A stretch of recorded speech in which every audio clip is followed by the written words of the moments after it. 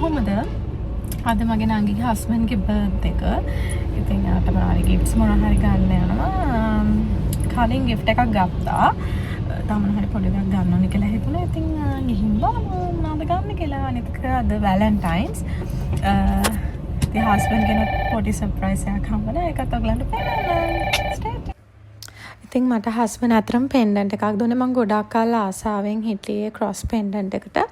ඉතින් එයා ඒක මට දුන්නා. මේ දුන්නත් නැතත් මට මාර සතුටුයි. එයා මොනව දුන්නත් මම හරි සතුටෙන් බාර ගන්නවා. ඉතින් මේ බාන්නකෝ එදා වැලන්ටයින් දවසේ මාර ලස්සන බොකේස් තිබ්බා. ඊට පස්සේ අපි ඒ වැඩ ටික මල්ලිගේ බඩු ටික අරගෙන බින්චන් එකට ගියා. ෆස්ට් ටයිම් තමයි අපි try කරේ. ඒ හින්දා එකක් ගත්තා. කොහොමද බලන්න. හැබැයි කියනවා නම් ළමයි ඇත්තටම රහයි. මාර quality.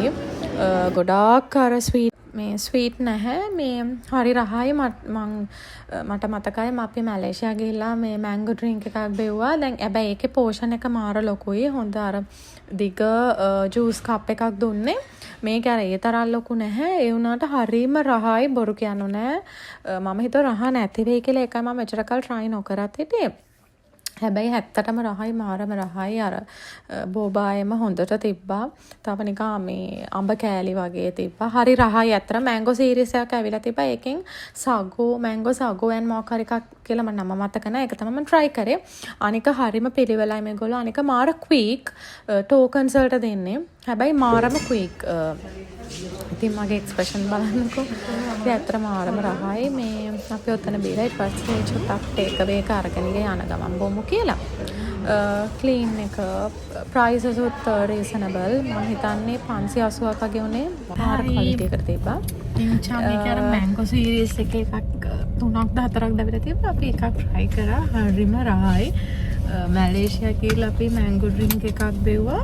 ඒ වගේම තියෙනවා හරි රහයි. බලන්න අපි දෙන්න එක හිස් කරපු දේ දෙන්න ගැන ඇත්තටම මේ මම තමයි වැඩිපුර බෙව්වේ. ඊට පස්සේ අන්නෝනලා තිබ්බා චර්ච් එකට අරගත්තු පෙන්ඩන්ට් එක බ්ලෙස් කරගන්න ඒකත් කරගෙන සෙන් ඇන්තනිස් එකට අපි යන්නේ කොච්චි කඩේ. ඊට පස්සේ හස්බන්ඩ්ම පෙන්ඩන්ට් එක දානවා. ඉතින් ඔයගලන්ට වැලන්ටයින්ස් වලට මොනවද හම්බුනේ? මම දැක්ක ගොඩක් අයට මල් හම්බෙලා තිබ්බා, චොක්ලට්ස් හම්බෙලා තිබ්බා. ඉතින් මම නම් ඇත්තට හස්බන්ඩ්ට දුන්නේ චොක්ලට් එකක්. මේ ඉතින් ලොකු දෙයක් මං එදා ඉතින් ගන්න එහෙම තිබ්බේ නෑ. මොකද අර මල්ලිගේ බර්ත්ඩේ එක. තව වැඩ වගේක් තිබ්බා ඔක්කොමත් එක්ක මේ අනික ඉතින් මං හිතුවා කමක් නෑ ඉතින් චොක්ලට් එකක් දීලා පොඩක් ස්වීට් කරමු කියලා. ඉතින් මම මේ හරිම ඔබ්සෙස්ඩ් වෙලා හිටියේ මගේ මේ පෙන්ඩන්ට් එක ඉතින් බල බල යනවා. මගේ හස්බන්ඩ්ගේ බර්ත්ඩේ එක කිව්වනේ. ඉතින් ගෙදර නිකන් පොඩි සෙලිබ්‍රේෂන් එකක් තියෙනවා. ඉතින් මේ තියෙන මගේ අවුට්ෆිට් එක එහෙම ලොකු එකක් නෙවෙයි ළඟනේ. ඉතින් ගිහිල්ලා මම ඔයගලන්ට එක්ක ෂෙයා කරන්න කොහොමද කියලා ස්ටේ ටියුන්. ඉතින් මේ හස්බන්ඩ් දීපු චොක්ලට් එක මම කැන්ඩල්ස් එකෙන් තමයි ගෙන්න ගත්තේ නංගිට කියලා. ඉතින් හරි ආස හිතුණා එක චොක්ලට් එකක් වුණත් මේ අර මම කලිනුත් එක සැරයක වීඩියෝ එකක කිව්වා යාට මොනවද දුන්නත් එයා මාර විදියට මේක අප්‍රීෂিয়েට් කරනවා. ඉතින් ඇත්තටම හැබැයි චොක්ලට් එක රහයි. මේ එයා විතරක් නෙමෙයි අපි හැමෝම කෑවා. එක එක ෆ්ලේවර්ස් තියෙනවා. නට් ෆ්ලේවර් එක තිබ්බා. ඊට පස්සේ ස්ට්‍රොබෙරි ඔරේන්ජ් ඒ වගේ ගොඩක් ෆ්ලේවර්ස් තිබ්බා කැන්ඩල්ස් එකේ. ඉතින් ඇත්තටම රහයි. ඉතින් ඊට පස්සේ ওই වැඩේ දැන් උතන කළා. එතකන් හස්බන්ඩ් ඔය සෙලිබ්‍රේෂන් එකට ඕන ටික හදලා තිබ්බ මල්ලි නංගි එනකන්. ඉතින් මේ සැරේ පොඩ්ඩක් ඒගොල්ලන්ට මේ ස්පෙෂල්. මොකද නංගි මල්ලි නංගි මැරි කරන්න කලින් කියන්නේ සිංගල් වෙලා ඉන්න අන්තිම බර්ත්ඩේ එක. ඉතින් අපි විහිළු කර ඉතින් හිටියේ. ඊට පස්සේ ඉතින් ඔය විදිහට බර්ත්ඩේ එකත් සෙලිබ්‍රේට් කරලා කේකුත් කපලා අපි විශ් කරලා ඉතින් හිටියා. ඉතින් ෆැමිලි ටයිම් එකක් පොඩි. මේ අපි කොහොමත් කාගේ බර්ත්ඩේ එකක් තිබ්බත් ගෙදර එහෙම තමයි සෙලිබ්‍රේට් කරන්නේ. ගොඩක් එළියට යනවා අඩුයි. මම ආසත් ගොඩක් ඒකට. මම ෆැමිලි ලවර් කෙනෙක්. ෆැමිලි ඇටච් මම මාර. ඉතින් මම ෆැමිලි ලවර් කෙනෙක් ඇත්තටම. මම ආසම ෆැමිලි එකත් එක්ක ස්පෙන්ඩ් කරන්න මගේ each and every moment. ඉතින් එක එකනාගේ අදහස ඉතින් ඩිපෙන්ඩ්නේ. මං එහෙමයි. ඊට පස්සේ ඉතින් කේක් කවාගෙන ඉතින් මේක ඇත්තටම ලොකු බ්ලොග් එකක් නෙමෙයි මට ඕනුනේ 14 වෙනිදා කොහොමද සෙලිබ්‍රේට් අපි ස්පෙන්ඩ් කරේ කියලා 13 තමයි මල්ලිගේ බර්ත්ඩේ එක හැබැයි එදා වීක් ඩේ එකක් හින්දා හැමෝම ගෙදරත් නැහැනේ ඒ හින්දා තමයි අපි වීකෙන්ඩ් එක තෝරගත්තේ 14 සෙලිබ්‍රේට් කරමු කියලා හැබැයි ඉතින් ෂෝක් ඉතින් දවසක් ලස්සන දවසක්නේ මේ එදා හොඳ වෙදර් එකකුත් තිබ්බා මේ මායි හස්බන්ඩ්ුත් කතා විවි ගියා හරි ලස්සනයි නේද අද වෙදර් එක කියලා ආදරපන්තින්ගේ දවසින් දන්නේ.